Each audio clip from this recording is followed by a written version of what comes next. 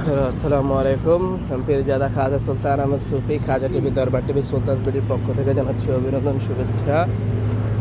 যাচ্ছি, এটা হচ্ছে ফুকেট বিন্তানের পাশে আছি। নাস্তা করে বেরোইলাম, এই যে উপরে মনোরেল দিয়ে যাইতেছি, হাঁটতেছি। এটা ফুকেট বিন্তানের, এটা হচ্ছে এরিয়া ফুকেট বিন্তান। এখানে আপনারা যে কেউ এসে হোটেল নিতে পারেন। এরিয়াটা একটু এক্সপেন্সিভ। এরকম আমরা যে হোটেলটা ছিলাম ওটা হোটেল ভাড়া প্রতি রাত 200-250 টাকা। আর এদিকে এরকমই দাম। যদি আপনি বাসা নিয়ে নেন, হোটেলের ভাড়াও এরকম পড়বে 250-300 টাকা প্রতি রাত পার নাইট।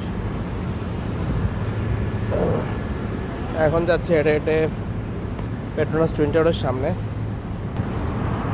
বাসা থেকে যাইতেছি পেট্রোনাস টুইন টাওয়ার। এখানে অনেকগুলো বড় বড় হাইরেস ভবন আছে, মনোরেল আছে, রাস্তা অসংখ্য ক্লিন। কোনো একটা গাড়ির হর্ন আপনি পাবেন না, সাউন্ড পলিউশন জিরো।